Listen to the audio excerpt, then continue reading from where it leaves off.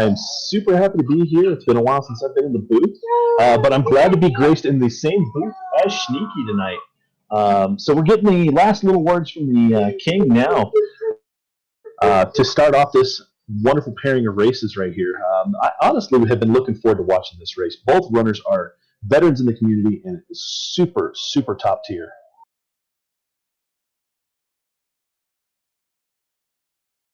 Looks like both of the other chests just had some gold in it, so if there's a nearby town, that could start opening things up.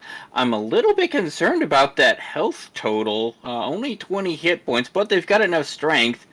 As long as they don't get into too much trouble. Yeah, a super low HP start, but the strength is really nice.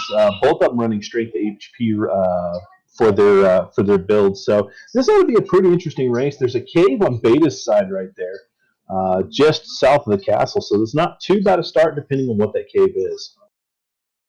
And now Guelph just picked up level 2, and 11 hit points was a major pickup for that level.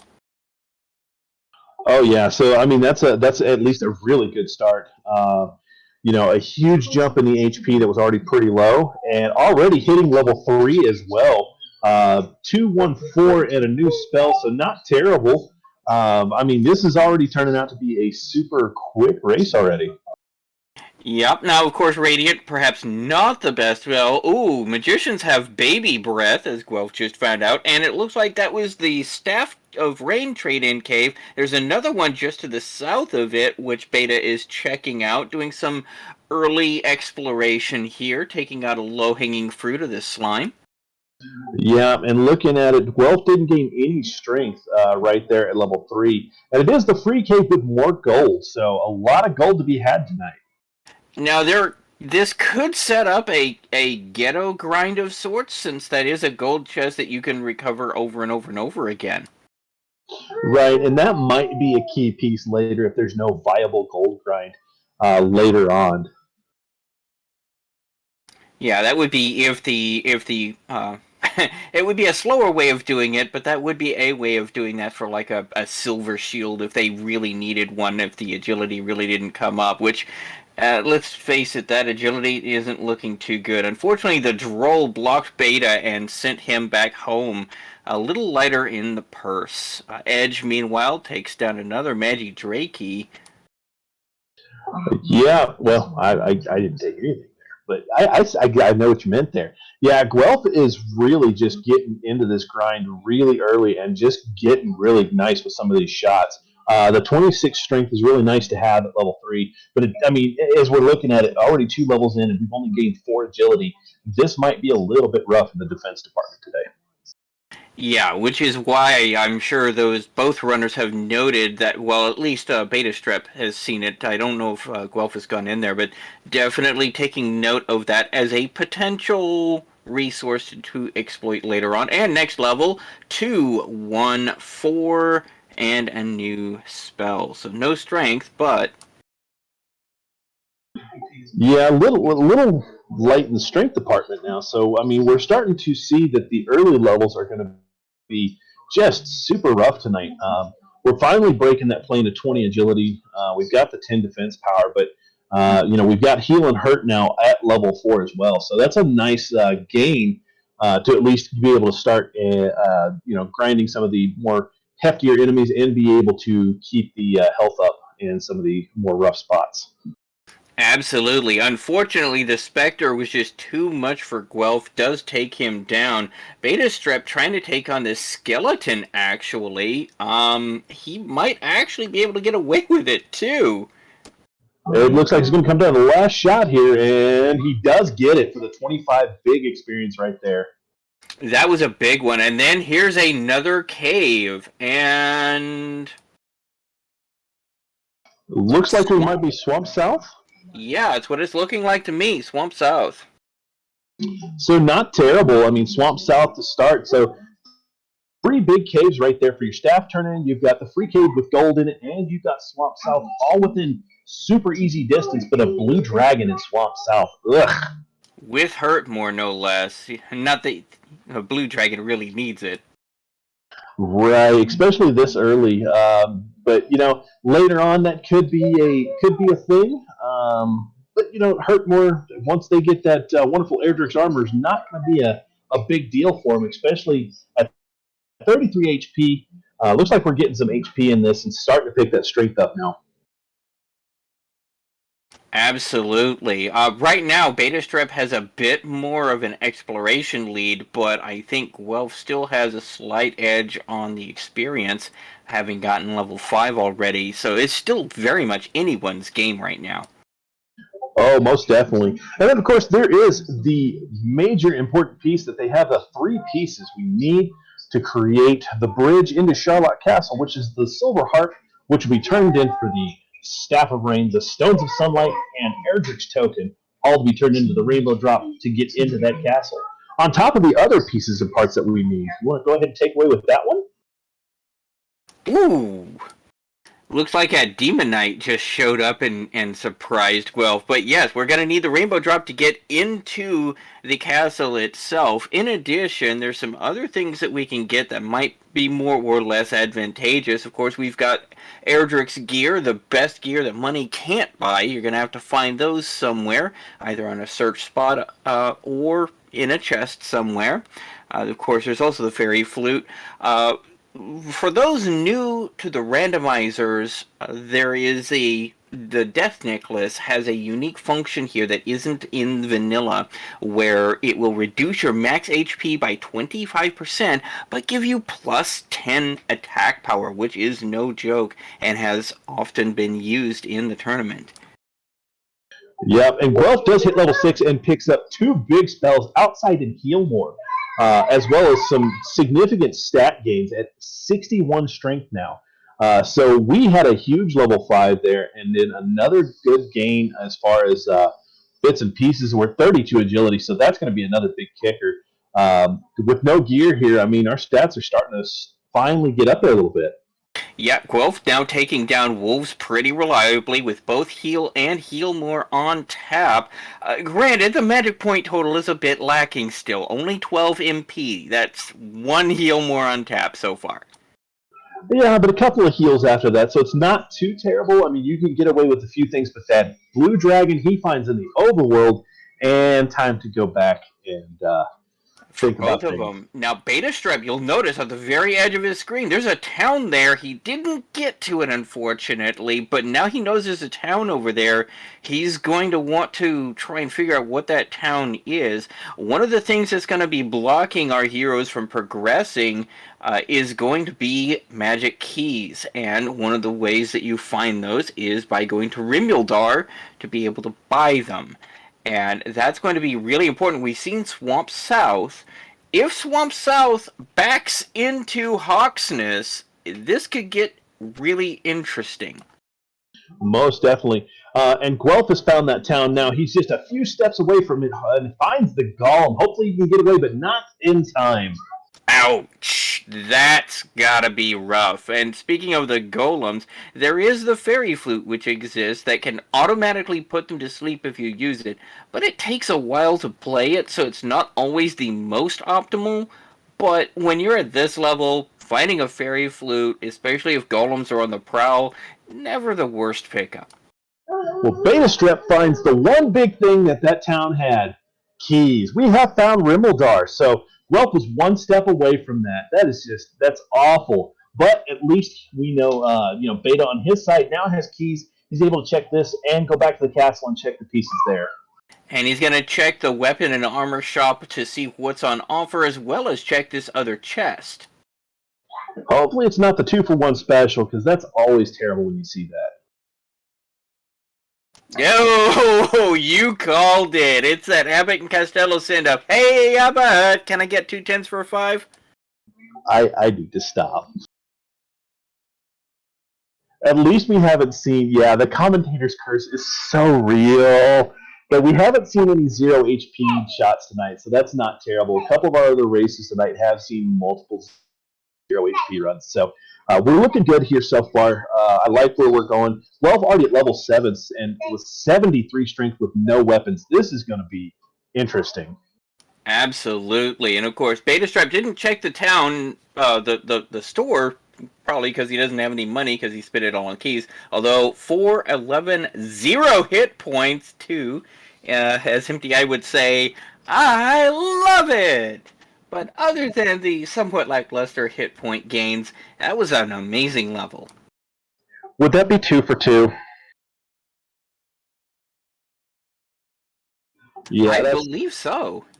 that's 2 for 2. You know what? Ooh, silver shield and magic armor on offer there. Nice. So Rimmildar is the expensive shop today. Guelph about to find out the bad news.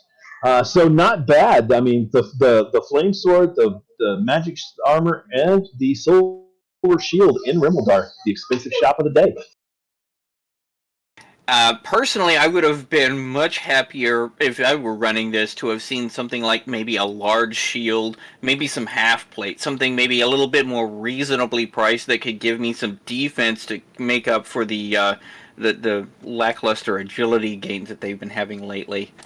Most definitely. But we do have that ghetto grind down south. So picking up Silver Shield now could be beneficial to Guelph. I mean, he's got 22 defense power at level 7. Beta right behind him at level 6. So it could be interesting. And Beta's going to go ahead and check the castle treasury. And we've already got the Silver Heart for 1. There's at least one cursed belt. There's the death necklace that we were talking about earlier, and some wings. So no good gold grind here in the armory, unfortunately. So yeah. To the basement we go. Now Guelph found Garrett the 6 gold inn. We'll leave a torch out for you. The town of Breckenary. Stepped in, looked around, went right back out. Now, Axe Knights have hurt. That's actually going to put them on hard farm if you can find them. Axe Knights go down in one shot to a hurt more with a strength of 73. Even barehanded, they're taking it down in 4 or 5 hits. It looks like he loves to use that hurt spell too. So if you can land that stop spell, that is absolutely something you're going to want to hit as hard as you can, and that has given Guelph a substantial experience advantage. Now he's getting some gear here. This is the more reasonably priced store I was talking about earlier. He's picked himself up a copper sword. I also saw half plate in that shop. Breckenary is the town for deals. Oh, yeah. Over on Beta's side, he did pick up his staff since he did get the silver harp out of the castle armory there. So he's got his staff of rain. He's ready on that part. Just 2 more pieces to go. But, of course, he's still lacking in the gear department. We're a little bit behind in experience due to that massive jump from that wonderful Axe Knight being taken down. And that stop spell landed perfectly. Looks like Guelph is hanging around Breckenary too. He's wanting some of that more reasonably priced gear if he can manage it. Unfortunately, this Demon Knight will not let him go. One of the hardest things to dodge. Oh, Magic Wyverns have baby breath, and unfortunately, is getting sent back home. And so is Betastrep from that Magic Wyvern. Yeah, so Guelph's going to get a chance to get in here and get his stuff too. Betastrep's pretty close to level 7, so he'll be able to get that, and hopefully, he's going to see that big gain in the strength, big gain in the agility, just not really big gains in the magic point or HP department right now. Yeah. Now, one thing I will say, you had mentioned earlier the possibility. Do you at this point, you know that you've got the freebie chest with the gold. You can do a ghetto grind. You know that in Rimuldar you've got the silver shield. Do you just go ahead and do that right now? There's something to be said for that. But the other problem here, Jerk Cave is in the back of Tantagel Castle. Well, check that out. The problem is that that's going to take a long time to do. And while you're doing that, your buddy is grinding. And it's the old, the Draugr are training meme here, where you're just getting gold, your opponent is getting levels and getting closer to the actual goals. I don't know how valuable time that would be. Yeah, I mean, it's kind of the give and take on this one. You've got the option Do you take it? Do you not take it? Or do you just run in there and grab a couple of things and then maybe increase the armor for the half plate? Do you go for maybe the hand axe? There's a couple of questions to ask yourself, because again, this is still viably done with a large shield, depending on what our agility looks like later on. Absolutely, and that's actually a valid point. Pick up that chest a couple of times, and you've got half plate money to really shore up your defenses that's available in Breckenary. Most definitely, and Chat brings up a good point. Betastrep's getting a nice little grind spot here. He's already made up quite a bit of experience from the lead that Guelph had early. Guelph now in Swamp South and is going to be making his way. Yeah, he's just got to be careful about those blue dragons. Beta knows that they're there. Another Axe Knight, so if he can get the stop spell off, and he does, I mean, it's a super easy shot, because this guy just wants to throw hurt out there the whole time. Ooh, there he went with the Axe more, but that's what the heal spell is for. Most definitely, and again, having that heal more early has helped, but with such the low HP right now, heal is more than enough to keep them completely refreshed. Absolutely, and at level 7 with only 38 hit points, that's starting to get a little concerning, but let's see what level 8 brings us. Power 5, response 18! 18 hit points, 5 magic, and a bunch of spells, including the big boomstick. So that was exactly what these guys needed right there, was level 8. That was a huge, huge piece for both of them. Both of them tagging 8 at the same time. So yeah, we're looking at definitely a tight race here, just in case anything pops off with the exploration. I mean, I still kind of give Beta the exploration advantage. But Guelph is definitely closing that gap pretty quickly. He also picked up a small shield, which was a good low-hanging fruit pickup there for a little bit of extra defense in this town of Garenham that he has found, picking up some herbs. He's probably going to check those 3 chests in the back and whatever's in that staircase. Looks like Betastrep has gone ahead and found himself Grave, which means it's probably going to be Mountain Cave in the back of Garenham. Magic key, Stones of Sunlight in Garen's grave, and another cursed belt, so we know at least 2 of those search tiles are active. Oh, most definitely.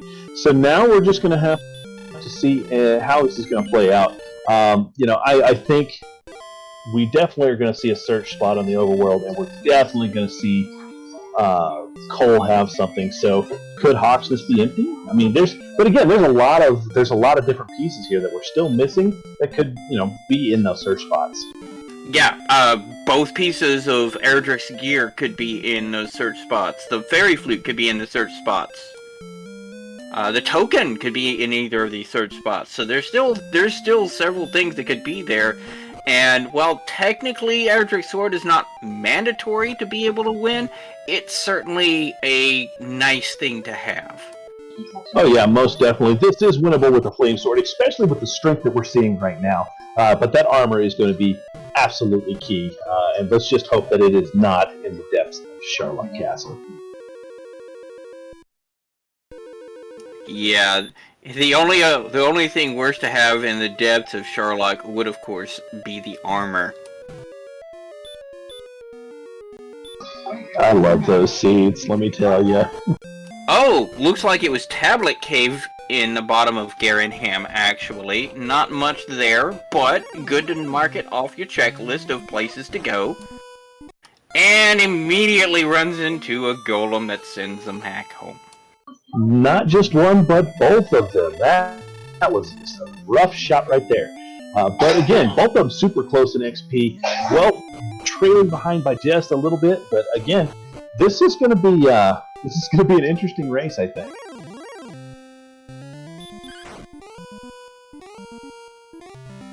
And synchronized scorpions too. Wow, these guys are really neck and neck.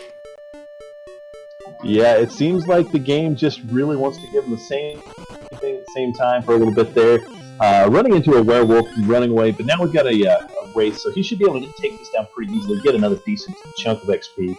And of course now, Betastrep hitting these Magic Wyverns for a pretty good chunk of XP. So again, these guys are just kind of neck and neck on things. Looks like Betastrep has found another town, so did Guelph at the same time, and it is the town of Hawksness. Or, I apologize, not Hawksness. It is, Hawks. It is Hawksness, the place where we've got a search spot, but we've got a Guardian on top of it, and depending on what that Guardian is, this could get painful. Yep, so first spike tile of the day, but Hawksness has red dragons and golems. Ugh, this is rough, and the golem is the search spot Guardian. Yikes. You know, the ultimate troll would be having the flute under the golem. I've already seen that once tonight. They don't even have sleep as far as the spells, so they got everything but sleep.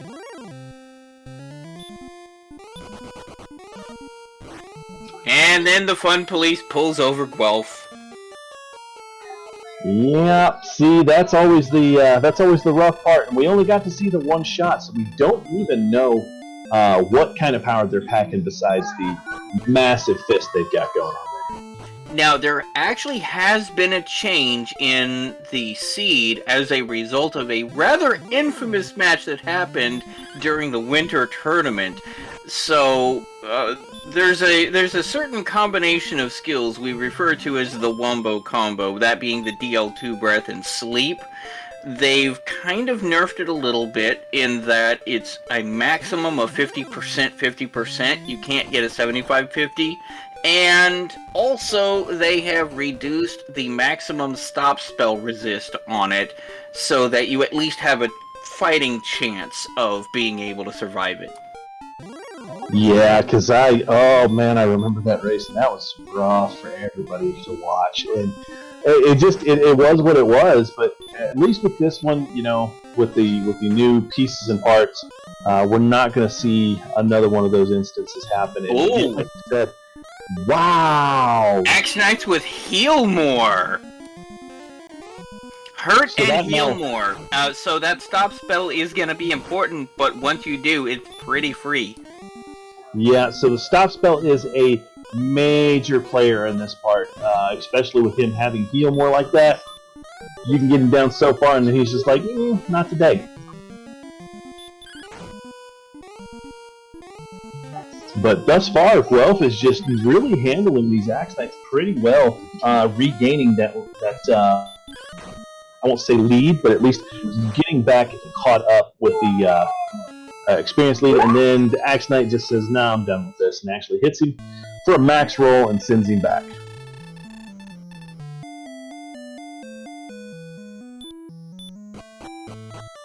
And Math Girl brings up a point that seed was a dumpster fire rolled into a garbage pail, into a garbage dump, and it was just awful. Yeah, I was actually commentating on that particular match, and I was there. I mean, 3 of the 4 runners took over 3 hours to complete it. One of them got very, very fortunate in their dive and got a blessed dive all the way down, because the problem was, not only did they have that wombo combo with max stop spell resist, but they were a 3 in 5 encounter rate at the top of Charlotte Castle and a 2 in 5 at the bottom.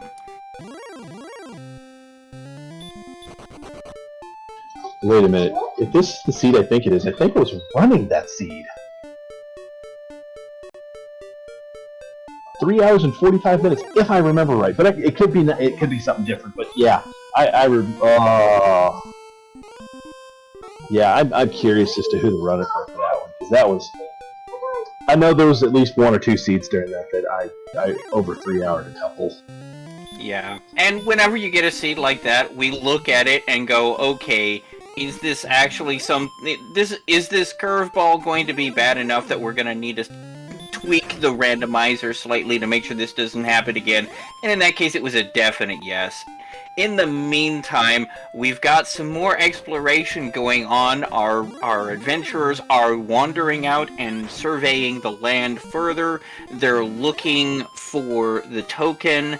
They're looking for coal. And we've got a level here.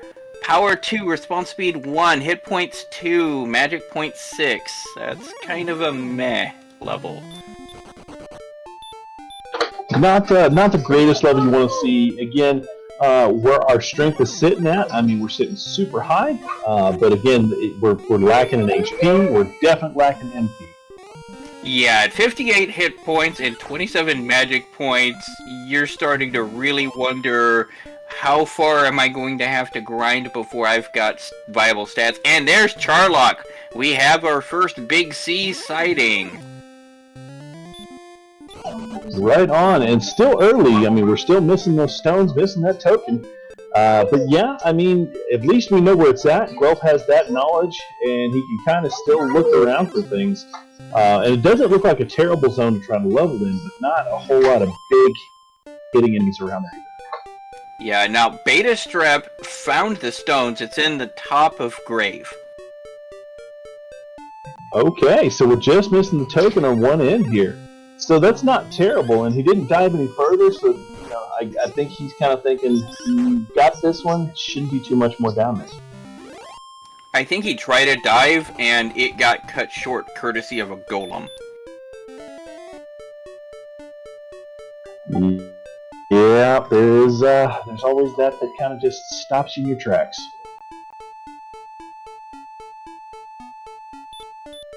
So Guelph hitting up the rappel here. It looks like he's just trying to get somewhere. Yeah, he's not really concerned with low-lying fruit at this point. He's wanting enemies that will give him a decent amount of experience and doesn't want to waste his time with the small fry. So rappel makes a lot of sense. His defense power is kind of subpar, so anything that he's going to be repelling with 38 defense is not going to be worth his time anyway. Betastrep has now found Charlock as well. Yeah, and, so by level 10, we have all spells known. oh yeah, it'll be interesting to see at having all the spells at level 10. Again, we're still lacking in the magic point department. We did get a pretty significant gain, but only 2 HP there. We're still hurting. The agility has come up a little bit, but without the defensive pieces, this is going to be a very rough run for these guys. Yeah, level 10, every single spell known, and 39 magic points to cast him with.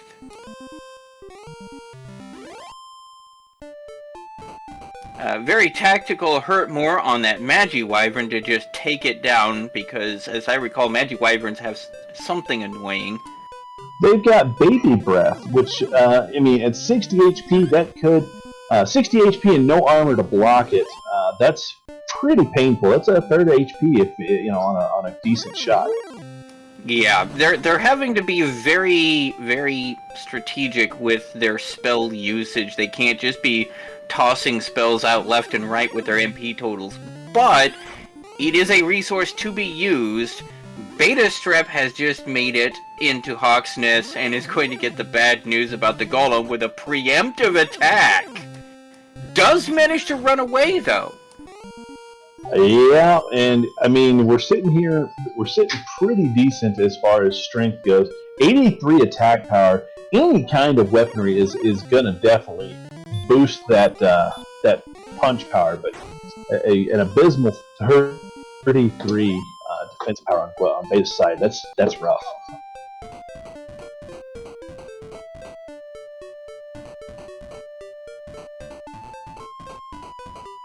Alright, so we're heading back into Gearingham. Looks like we're going to pick up some items here. Looks like we're going to augment our healing ability with these herbs, which is kind of nice. At 60 HP, he's going to be able to at least, 1 or 2, he can get back up to full health, and then it'll save some of his magic. Absolutely a very worthwhile purchase here, and there's some things in the shop here that he may also want if he can grind out in the area. And of course, there's the back end. And Guelph finding coal, so we have another search spot we're actually going to get to check out here.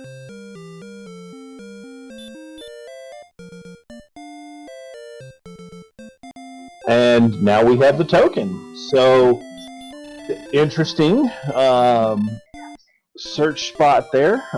That's nice for Guelph. Betastrep hasn't made it to Cole yet, so he's still lacking in that department. But we are, it is running out of places for our pieces to be, man. There's that large shield for 800. Guelph is pretty close to that. He wanders around a little bit, gets 1 or 2 encounters. He could pick up that large shield for a bonus to defense there. That'd be really useful for him.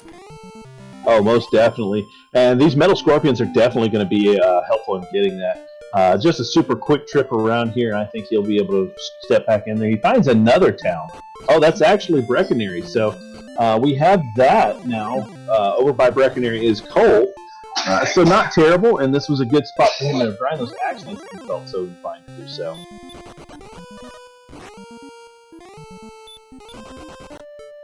Each of our runners is missing 1 key item. Betastrep is missing the token, and Cole, Guelph has yet to find the grave, which is where the stones lie. Right on, and Guelph finding yet another cave. Going to cast that Radiant, and we're going to get a good look at the grave. Alright, this is where the stones are. Barring an unfortunate encounter, this will give him all 3 key items he needs. He knows that the jerk is in the back of Tantagel Castle, so he's got access, once he gets this, to Charlock. Now, just because he has access doesn't necessarily mean he wants to go in there just yet. These stats are not really going to be doing very well for surviving down there. Right, and we still do have a few spots because we haven't found Cantland yet, so we don't know if there's coordinates. We at least know where our princess is, so if that needs to be a thing, we can use it. But again, it's all going to depend on what the wonderful, wonderful man in Cantland has to say. And Math Girl brings up another good point. We still need to find the armor, because that's a lot of swamp. Oh, hey, we've got another town at the end of this swamp here. And I believe that's going to be Cantland. I think we found everything else. I believe so. Survey says. Yep. But yeah, you really do need the armor to take on the Dragon Lord, simply because, first off, you've got all of those barrier tiles on the top floor you don't want. Ooh, Guelph hits the next level. 3 power, 2 speed, 2 hit points, 12 magic points. Okay, that's level 10. So, 39 MP instead of 27. That's better, but that's still not going to be Dragon Lord ready. Yeah, no doubt. And with this one, you know, chat brings up a good point. That armor is going to be key because, again, barrier tiles are not going to be a problem. And then you've got the cut in half DL2. You're not going to take near as much damage from that DL2, so it is absolutely required for this. Yeah, it brings the DL2 to a max hit of 48, which is a lot better than a 72.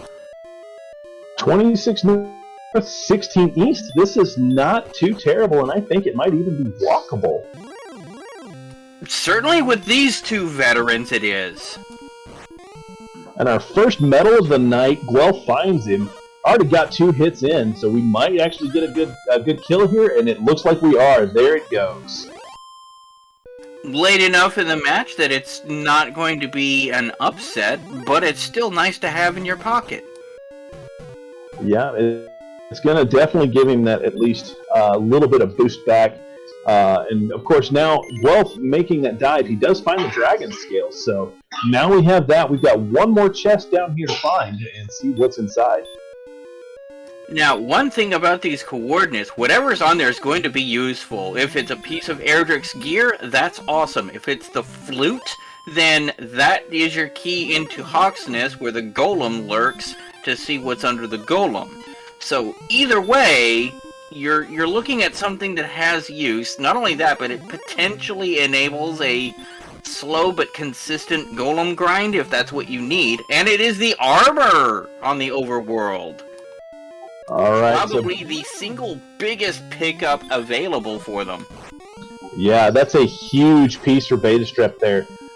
You know, he may not have found Cole yet for the token, but he does now have the armor. So barrier tile's no longer a threat threat to him, as well as deal 2 taking half damage, and stop spell completely ineffective against him. In addition to being the best armor defense-wise in the game, and regenerating 1 hit point per tile stepped. Yeah, and that puts his defense at 67, so for him, a huge, huge piece, and it also means that we have a princess who's just not coming home tonight. And it looks like Beta may be going to check the spike tile here? Well, he knows there's a golem on the other one. That's not the most appealing, especially without the flute. So he's checking out this and seeing if this wouldn't be a better grind. He's already looking at a grind coming up.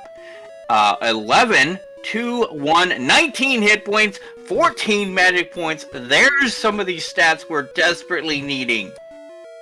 Huge gain for Guelph right there. That's going to put him in a big position. He definitely needs to find Caitlin and find that armor, though. That's going to be a big key piece. And, of course, we have Betastrep, who, he knows now of at least the hurt piece, but I don't know if he knows about the heal more yet.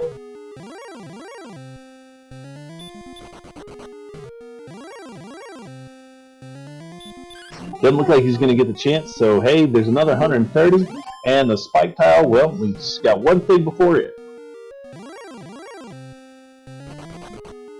Oh yeah, no, that is a very good point. Our magic is still way low, but it is a much better to have 53 than 39. And it looks like a red dragon on that spike tile. That's rough. And since stop spell landed, that means it's got some kind of spell in its inventory. Yeah, it's definitely not Dragon Lord viable MP, but it's a lot better than where they were. It's much more conducive to grinding. Yeah, stop spell lands, and then you just have to wonder, what did I just stop myself from getting hit by? And that's sometimes just a question you don't want answered. And, it could also be, what did I stop it from doing later on? It could have heal more.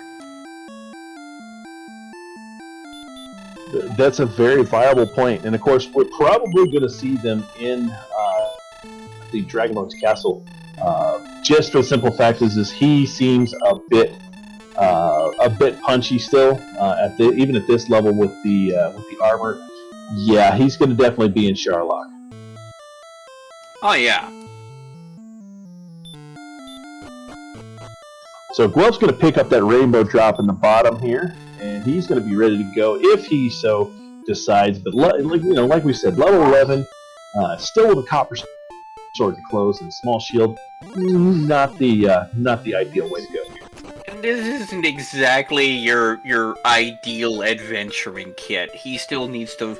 Really, what he needs to do is find Caitlin so that he can go ahead and get his armor. That will be an enormous pickup for him.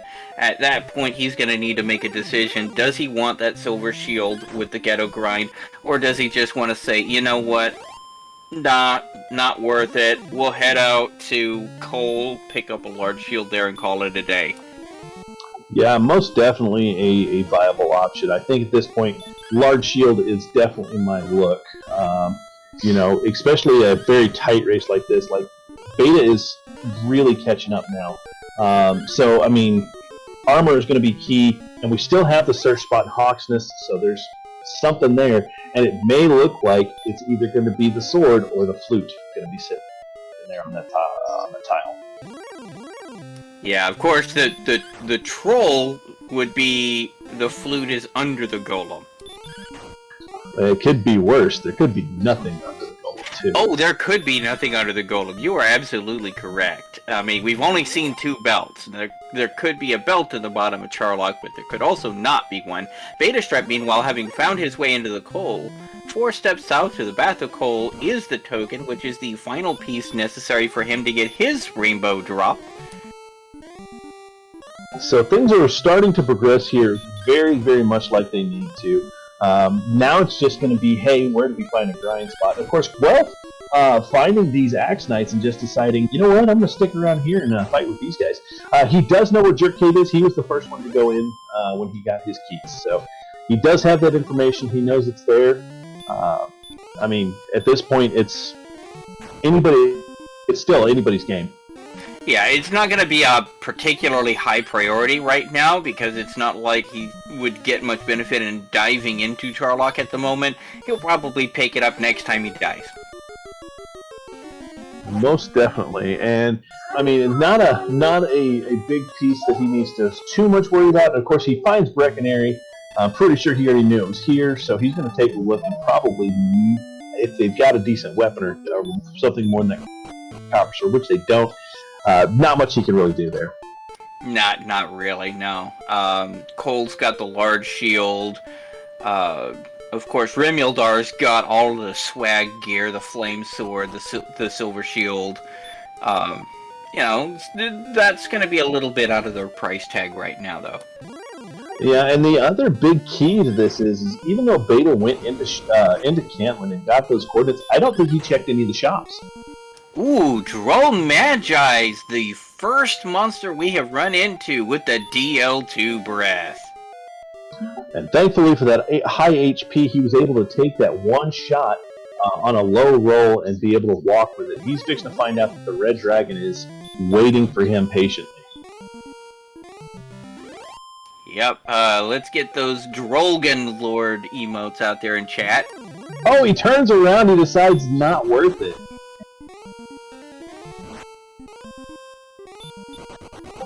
So I think he had the idea to start with it, but he decided, no, maybe not. Either that or it was just a miskey, and that Blue Dragon would not let him go 2 Hurtmores, and he was down. This is going to be an interesting race until we actually pick up a better weapon at least. 95 attack power right now at level 11. I am definitely seeing that once we get this Airgriff sword, we're going to be super attack ready before 16 even hits. But again, we're still only sitting at 53 magic points at level 11, so we are not anywhere close to ready. And for that matter, only 79 hit points, which is not really Dragon Lord viable either. No, I'm seeing this right here. 125, but they had the big sticks. So again, a huge piece for attack, but we're still lacking HP. We're still hugely lacking magic, and our agility is just still. It's not where it needs to be. I mean, we're at 67 defense power. Again, we still have quite a few levels before we hit that level, that magical 16. So who knows what could happen here. Now, Guelph lands the stop spell on this Blue Dragon, picking up 180 experience points. Oh yeah, and manages to bring out the excellent move, taking him down just flawlessly with that one.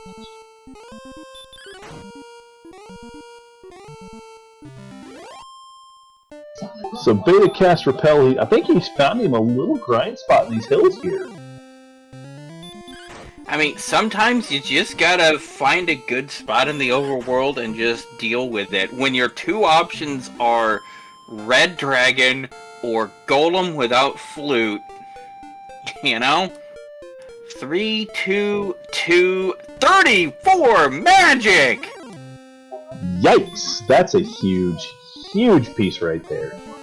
That is 1 point off from what I would consider Dragon Lord viable, or possibly even Dragon Lord viable. He now has 10 heal mores in the tank, 1 point away from having 11. That is a lot better. So not bad. And again, he's over here working these dragons over, hitting them with stop spell after stop spell very easily.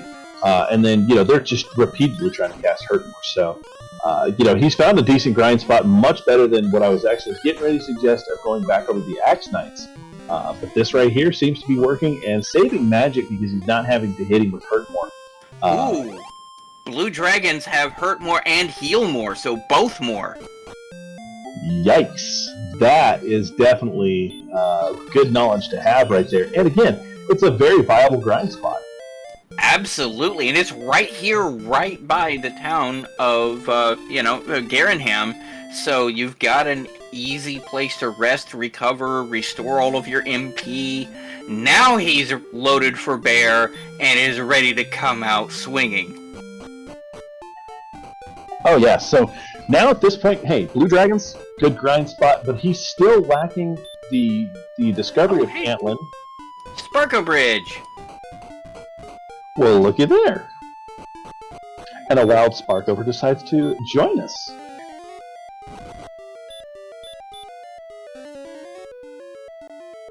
So we now have Mountain Cave. I don't know if anybody has gone in Mountain Cave. Oh yeah, we have gone in Mountain Cave. So not a terrible thing. I think Guelph's first visit here.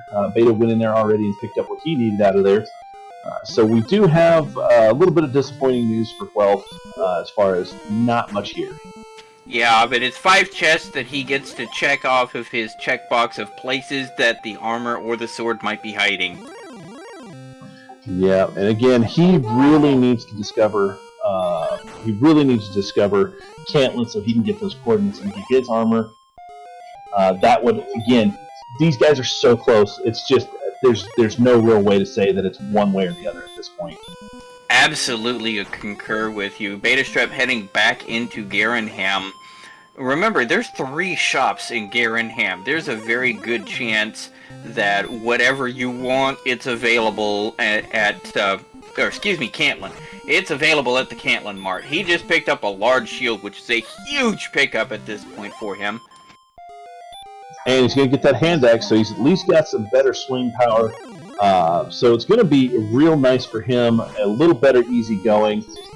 Maybe even a shot at the Golem there in Hawksness to see what's under that tile. Yeah, and at about 45 minutes in, let's take a brief moment for station identification. I am Sneaky Lost. With me in the commentator's booth is Edge Talvaron. We've got Kigalis that's running the tracker in the background. He's the one behind the curtain flipping the levers. And of course, Math Girl doing the restreaming and having blessed us with this seed. And you can't ever go wrong with Math Girl seed. And of course, as you guys can kind of hear, Mini Edge over here has decided he's going to help with the commentary.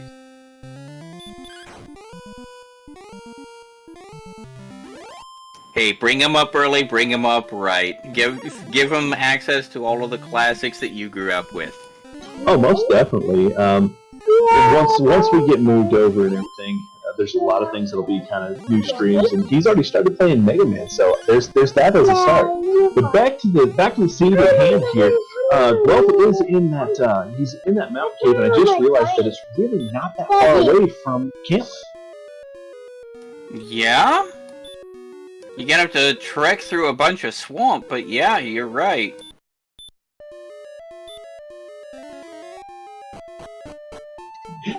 And DH Storm brings a good point. Duck Hunt Dog versus Pac-Man in Dragon Quest stage? Good Smash Bros. Duel. I agree. Although that's actually Tove, the dog from Dragon Quest IV in Taloon's storyline. And unfortunately, Guelph does find that overworld red dragon, so he's not going to get the chance to head back over there. Unfortunately, he's going to have to travel back to that swamp cave and hopefully find what he needs. Betastrep is back in Hawksness. He could be looking at that golem and asking for a rematch, and this could get to be really interesting with 103 attack power. He's got the strength to be able to actually lay down some damage. He's got heal more and a bunch of mana now. This could get really interesting. Most definitely. We've had problems already a couple times running into that golem, trying to find out whether we could take it on or not. And yeah, I think at this point with the hand axe and 103 attack power, I think it's a viable shot now that we have all the spells. And just to answer your question, Stags, yes, this is the Tiny Vertex.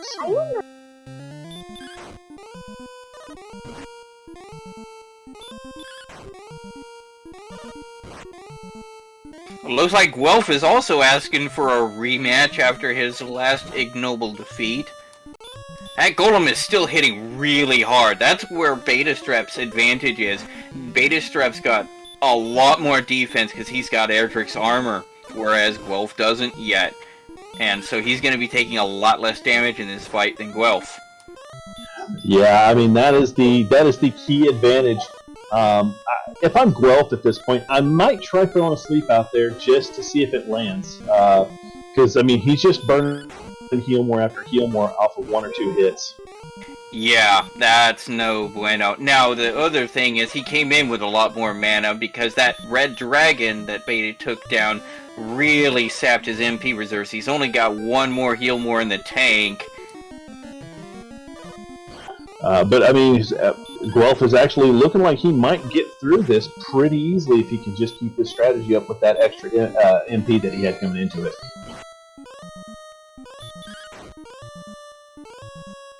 Oh yeah, Golems. And a dual takedown right there, and it is the sword. So it is the big stick. The flute is downstairs in the castle. So this now just got super interesting.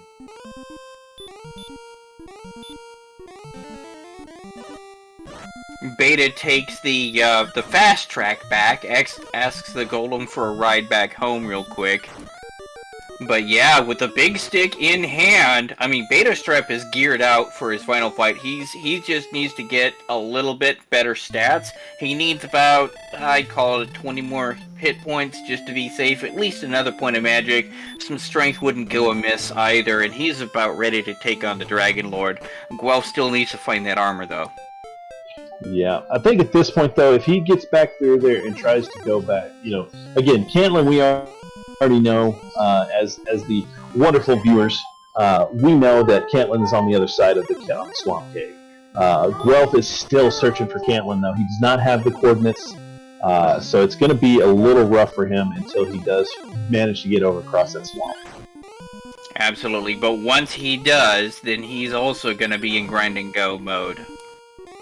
Oh, most definitely, and of course he does still need to pick up a large shield as well, just to round out what he's got here, because at this point, a silver shield is just not going to be an option.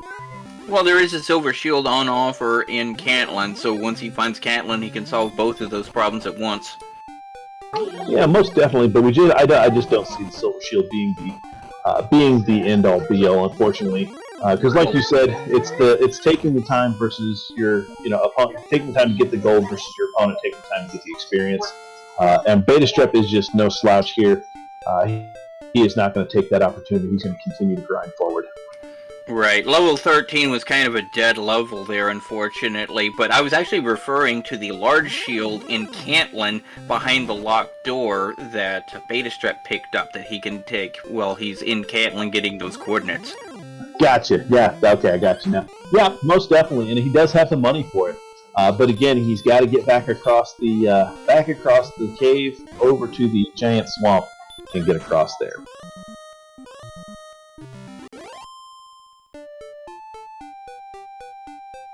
And kind of looking at it, I mean, you look at the death total between the two of them. 15 deaths for Guelph, 9 deaths for Betastrep, and this race is still this close. Absolutely, yeah. Of course, you never know what these levels are going to do. It could stall out hit point gains, and they still have to grind to 17 or 18 before they have enough hit points. Yeah, that is an unfortunate piece, man. And that's just the simplicity and as well, not just the simplicity, but the complexity of the randomizer is you never know what's getting ready to come up next. You never know what you're going to get. And werewolves with heal more. Yikes. So lots and lots of things here tonight with the heal more. Looks like somebody went to White Mage School. Yeah, looks like they've been... I think a lot of them were dipping White Mage or maybe Red Mage. Yeah, the dual class is never terrible.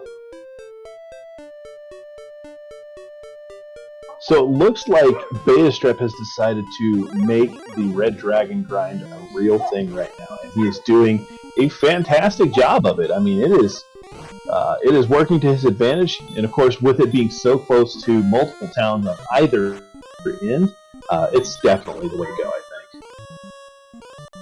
But yeah, this Charlock dive has the potential to be pretty brutal. Werewolves with heal more. You've got wizards don't seem to be too dangerous. Blue dragons with both more. Red dragons are red dragons, and we haven't even seen the armored knights yet. Yeah, and that I think is the biggest key to this whole thing. And Guelph using his rainbow drop, I think he's going to pop in and take a look around. I think thinks that. Yeah, I think we're on the same page here. He thinks that the seed has trolled him and it's at the bottom of Charlotte Castle. Ouch, man. This is going to be a very rough awakening on the business end of this. He's going to cut down there and find out that it's actually at the coordinates, and that's going to be real rough for him because he's going to have to do that backtrack once he gets down, if he can make it down there, actually. He did go in super low on MP and HP. Absolutely, absolutely. And, I mean, he is picking up a bunch of experience along the way, so it's not like it's completely useless, but at the same time, ooh, there went the Blue Dragon shortcutting that option, but, I mean, just imagine how much time it would have taken him to get all the way to the bottom, only to get, no, not gonna happen. And that would have been such a blow. Yeah, and I think the only solace he would have had is finding the flute down there for what it's worth. Well, I mean, he probably could have got the fighter's ring when he's down there too, so, an added bonus to attack power, but again, at this point, not really a big piece of part to all of this. Level 14, 3, 3, 5, and 11 more magic points. Not bad. So 14 is definitely a nice level. Gives that little added padding for the magic there. We're still lacking in the HP department, but that's not a terrible thing at this point, especially with a couple of points here, a couple of points there. Again, this looks like it's going to be at least a 16 seed. Unless you get something like 15 or 20 hit points, and on level 15, I concur it's going to be at least level 16. If it's trolls them with an empty eye level, it can go as far as 17. Alright, Guelph is back over here. Let's see if he can hopefully get across this. If I'm him, I'm hitting a repel spell and hopefully getting through this. And there's the overworld red dragon. Just what you did not want to see. Still hitting him super hard, too. Well, yeah, he's wearing his pajamas. At least he's not naked. Alright, so he manages to get away. He's going to get across this bridge. And... wait for it. Sees a town. He sees it. He's taking no chances. None whatsoever. He's like, magic weapon? Okay, I'll just pick up the XP. Sure, I'm gonna burn it because I can heal back up in town. Because he knows exactly which town it is because it's the last one he's found. Alright, so now we have that much needed information.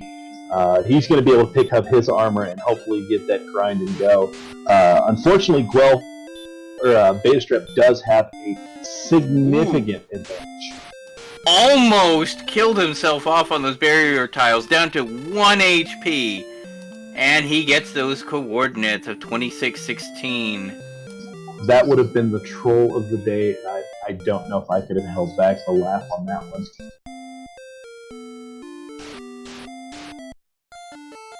And decides to immediately take the death to be able to pick up those coordinates because he knows what's on that tile. The only thing it can be is either the flute or the armor. Either one would help him out at this point. The flute can be used for the golem grind in Hawksness. The armor, of course, an amazing pickup, and we know is the one that he's going to be getting here. Unfortunately, he forgot to check the store for a large shield, but he can pick that up later on. Most definitely. He does know that it is at least in coal. And I love watching Guelph when he does his counting, because he does this 2 at a time, and it's just interesting to watch. I mean, when I do counting or I watch anybody else, I just see that 1 step at a time count, and Guelph is just super calculated with the 1, 2, 1, 2. And there it is. Bada bing, bada boom. So now the question is does Guelph do the exact same thing that Betastrep is doing? Because I don't know if we ever checked the spike tile. He does not know that red dragon's there. Now, Betastrep, he's just been grinding away at these red dragons for a hot minute now. And he has now a substantial experience point lead of several thousand experience points. Most definitely. So at this point, it is really going to be depending on what that Sharlock dive looks like when Betastrep makes his dive. Yeah, Sharlock, the great equalizer. Most definitely. There is a reason they just call it that, too. Because anything can happen down there. I believe he's going to go and check this spike tile and see what's here for the shot here. And of course, with Beta having that large shield, he does have the advantage. But I mean, we're sitting here. Wow, level 15. There we go. Go mode. That's it. It doesn't get any better than that. Defense power leaving a little bit to be wanting, but I mean everything else is right where it needs to be. So level 15 is the go mode. So we're going to see Beta make that dive. Yeah, with 110 MP, you've got, what, 13 Healmores on tap. You can afford a slightly lower defense. You just need to remember that he can body you for 50. Yeah, and that's going to be the great equalizer, is how many times he max rolls. But again, I haven't really seen the Dragon Lord tonight doing a lot of max rolling. That's of the races, though. That's not this one. So barring the troll of, okay, I'm on 49 hit points, I can afford to take another shot, let's go, and then gets hit for 50, yeah, I don't see that really being much of a problem. Yeah, but it looks like Beta is... I think he's going to go for 16. I was wrong. No, he's just going back through the tunnel to be able to head out to Char. Yeah, he's making a beeline for Big C. He's gonna want to try it. He's in it to win it, and I don't blame him. Right now, he does have a lead on his opponent of a couple thousand experience points, although Guelph is catching up pretty darn fast. Oh yeah, and again, the Sharlock dive is going to be what decides things. Is it going to be the easy dive? We do know from seeing Guelph make a couple of attempts that we have blue dragons in there. We do have golems in there and stonemen, and none of them are playing around. Yeah, this could be a pretty brutal. Oh, green dragon. We haven't actually seen those before. Nope, they're still hitting pretty significantly, but and they're not letting him get away. And I was going to say the Hakai for Guelph there on that red dragon, getting a little faster experience there, gaining level 14, and Betastrep is just really struggling with these green dragons. He's looking at his stats and going, do I, don't I? And he looks at the hit point and goes, nope, gotta keep going. I do agree, Mathril. I think one Sharlock death would definitely bring this right back to where it is. And once again, the excellent move on the red dragon for Guelph. He is definitely catching up quick. Yeah, now, of course, these green dragons, preemptive attacks, bodying him, slowing him down, and draining him. You know, if he has to start blowing Healmores on his way down, that's Healmores he doesn't have in the final encounter. He's got to be conscious of that. Most definitely, and unfortunately, with only 77 defense points and the 138 in the attack, there's not much that he's going to be able to defense break down here with Repel. Yeah, that is true. 77 defense. I don't think he's going to be breaking anything. Maybe werewolves? Right, but again, I don't think we've seen any werewolves down here just yet either.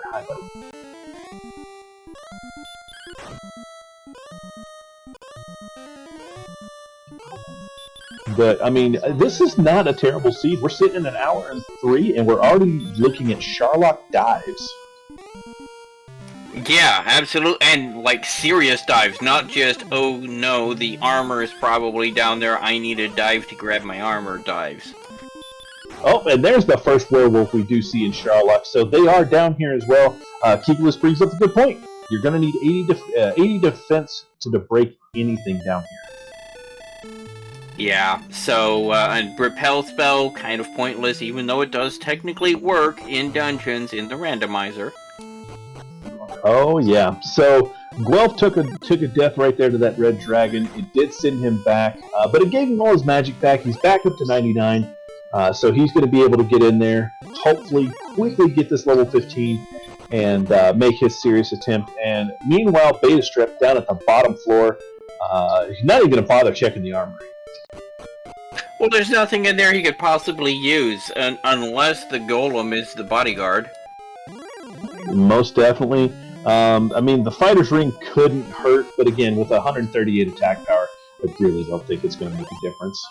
Yeah.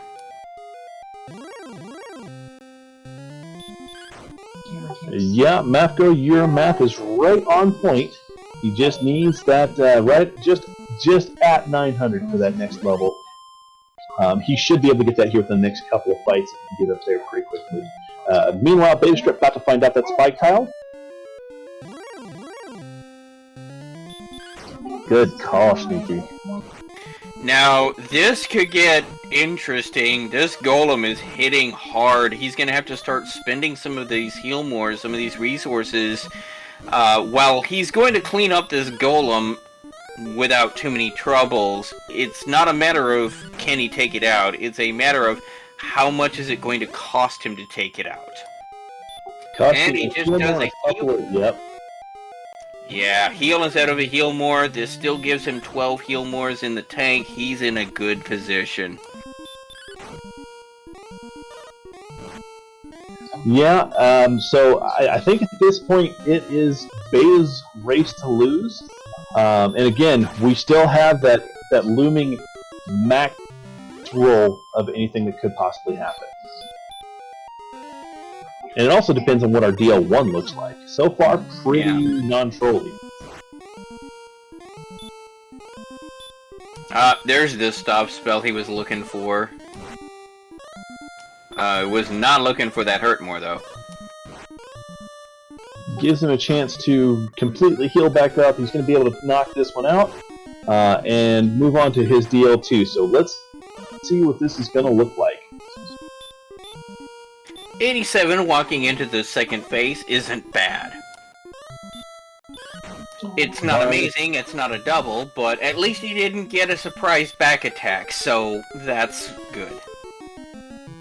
Yeah, so at this point now, it's just going to be outlasting and hopefully no major max rolls.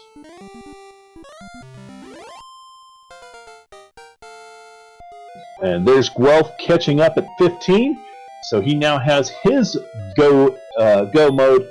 We're going to be seeing a Guelph dive here right about now.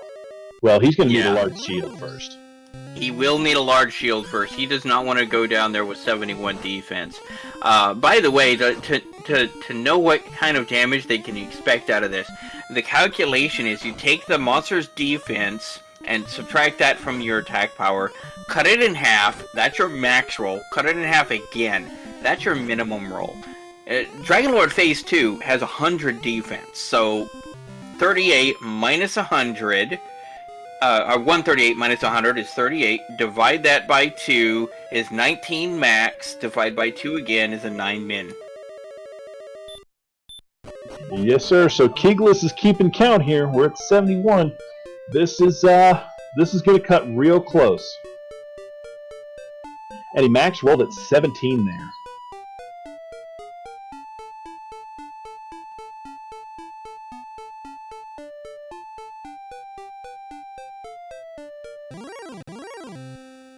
This is a very intense moment here. Betastrep is definitely putting everything he's got into this big fight here.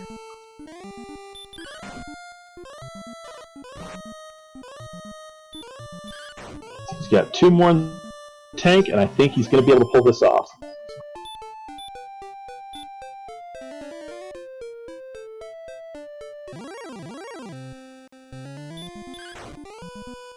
It's going to come down to the last little bit here. Yeah, you had a number of minimum rolls, but break out your GGs. Betastrep has defeated the Dragon Lord, And is returning home. A huge piece here. An amazing run, in my opinion, and Beta just pulls it off big time. And really, this race, I believe, was all down to finding Cantlin and getting the armor. That was the deciding factor in this match, I believe. So, Betastrep does finish with an official race time of 1:09:53, giving him the edge and the win on this evening.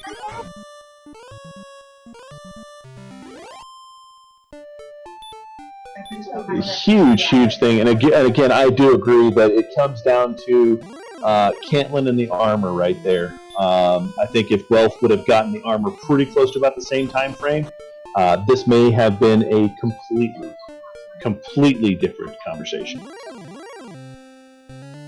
Absolutely.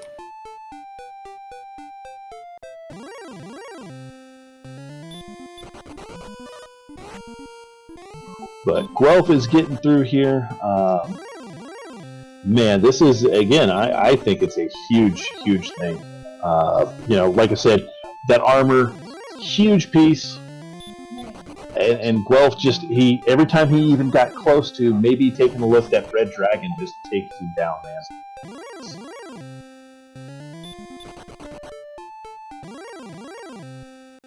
So Guelph making his way over to the Big C, and we're going to see his dive here shortly.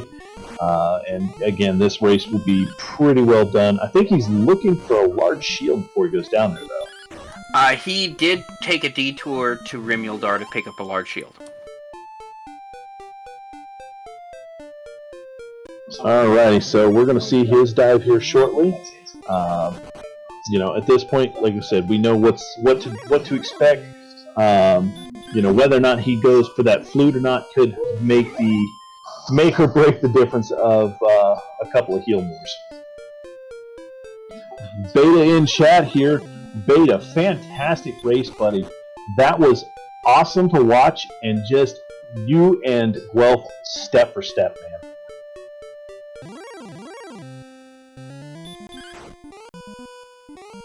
The big key deciding factor is you finding the armor first and having that advantage for at least the second half of the whole game there.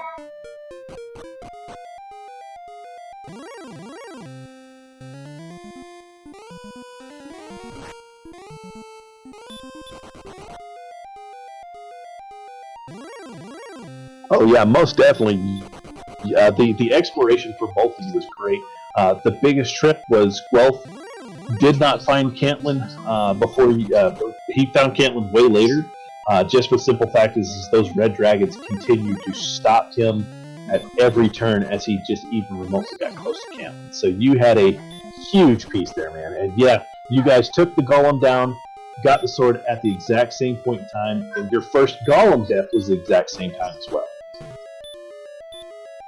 Yeah, it's just that you had the Erdrick's armor while he was in his pajamas.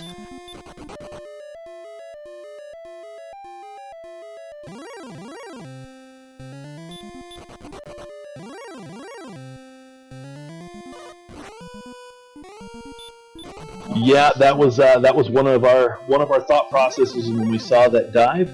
The golem, like you got in there and it went down to the wire. You had that one in the bag though, with that last little bit there.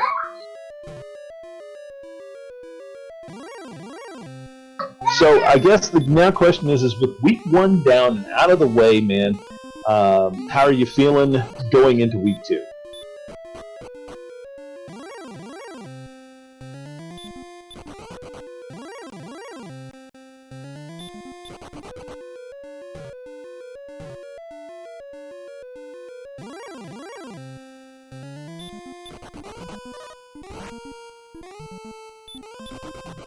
Well, I mean, you got the typical math girl seed. Either it's going to be really nice or it's going to be really nice.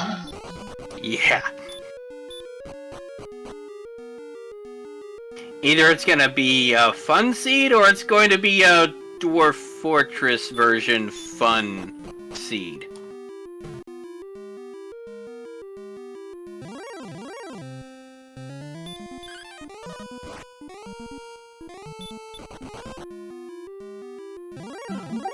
Yeah, and this one, I mean, it wasn't like super jet, but it was a little jetty at points. So it was kind of nice. Like I said, you and Guelph were step for step for a good bit of this, and then as soon as you hit it, man, boom. Yeah, I definitely call this seed jet adjacent. Oh yeah, that power just continued to stay super strong the entire race, man. All right, so we've got Guelph making his final descent here. Stone Man decided no. He still has 11 Healmores in the tank and going into the bottom floor. And then, of course, Beta, our biggest concern was that very top floor. You had a super rough go at a lot of green dragons.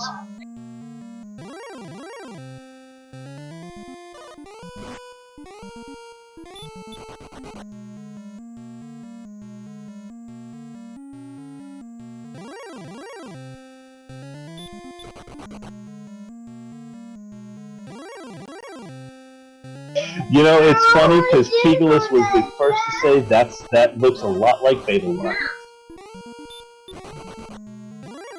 And now we have Guelph taking on this golem here. And again, it's not a matter of can you beat it, it's a matter of how many resources are you going to burn beating it. Because now we're sitting at 94 MP. That's not very good. He's one Healmore down from where you were, Betastrep, and you needed every last Healmore you had. So this could get interesting with 11 Healmores on tap walking into the Dragon Lord. I was going to say there was quite a few of the low rolls on the DL2. Right there at the end, you had a ton of high rolls start to pop out at the end.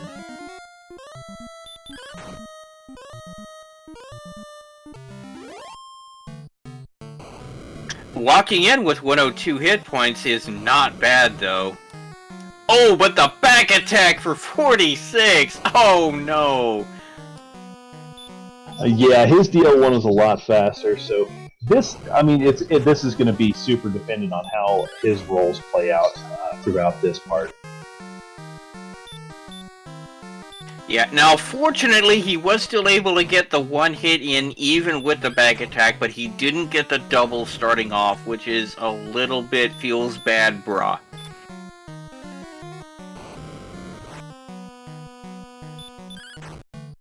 I don't think he did because he didn't check any of the chests down here at the bottom. He just went straight to the Dragon Lords.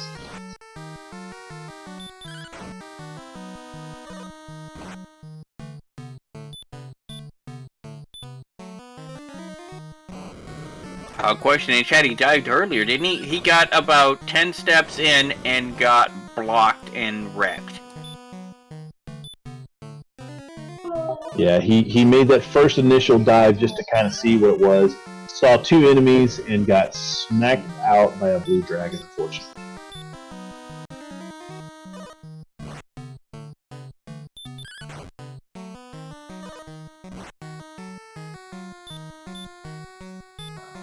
Yeah, Mountain Cave was actually just north of Garenham and Cantlin. But you didn't miss much. Yeah, no, there was nothing in there. Yeah, we were kind of sitting here on commentary thinking it's either going to be sword or it's going to be the trolliest thing. It's going to be the flute underneath the golem.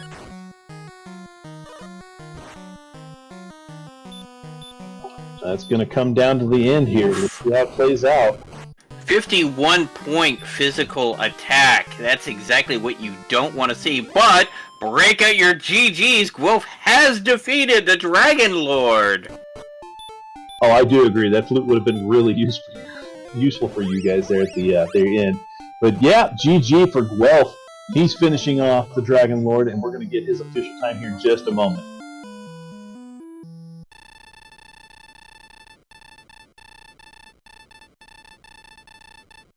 All right, so Guelph finishes with an official race time, 1:19:59.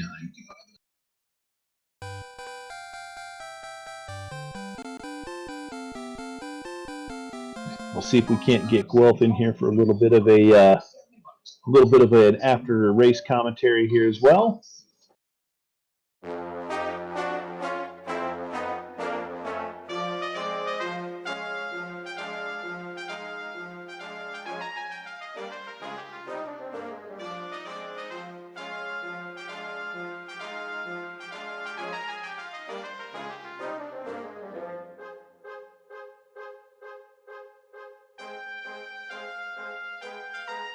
Oh, hey, that's the Dragon Warrior 2 overworld before you get all 3 party members.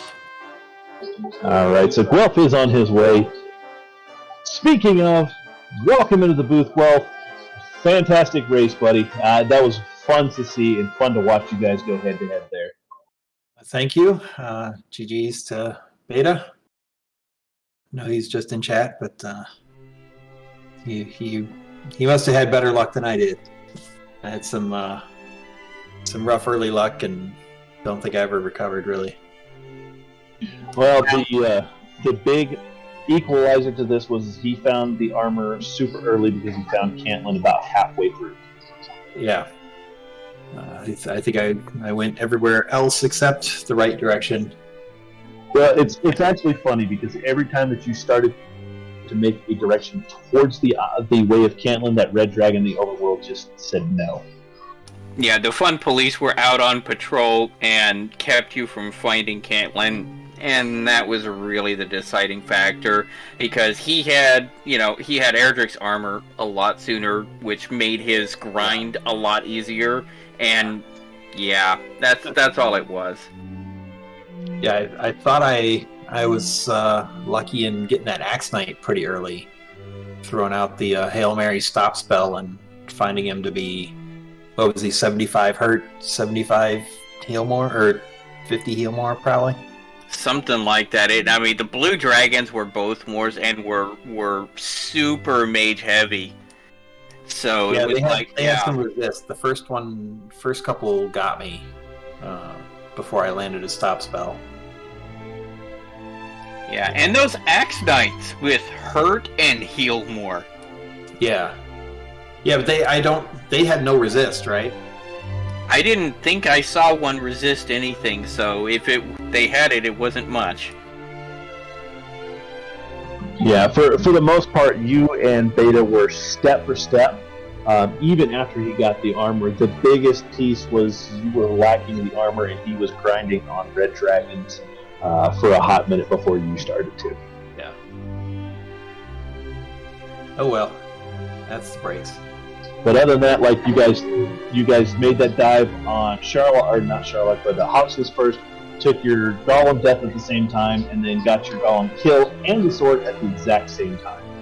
Wow. Yep. And also, starting shortly in a couple of minutes here is going to be Jay Culper versus Asmati. That's going to be interesting. That's going to be over on Randomania Prime, where we are probably going to be kicking it over after the interview is over. Yeah, well, I don't want to miss that race either, so... Most definitely. So, Guelph, I've already asked Beta, but first week down, man, how are you feeling going into next week? A little less rusty. I've been on vacation for much of the summer, and didn't get too many seeds in lately. But this'll get me back into gear. Yeah, the de-rust is real. I know how you feel. I took a pretty extensive break and gotten back into it and found out how rusty I am too. So it's good to get back into these things and see everybody start coming out of the woodworks again. Yeah, thankfully we get guaranteed 5 races, so plenty of time to get back up to speed. Most definitely. Absolutely. So I'm going to open this. I was going to say I'll open it up for some final words from both Betastrep and Guelph, and then I will have Sneaky close us out for the night and move over to this next big race. Yeah, looking forward to see how the rest of the tournament goes. Yeah, I mean, it was a well-run race from both of you. And Betastrep was like, exploration luck was gigantic in the seed.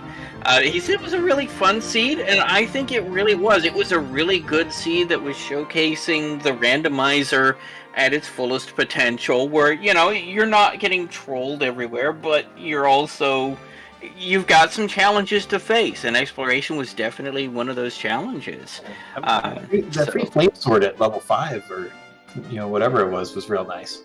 Yeah, absolutely, yeah.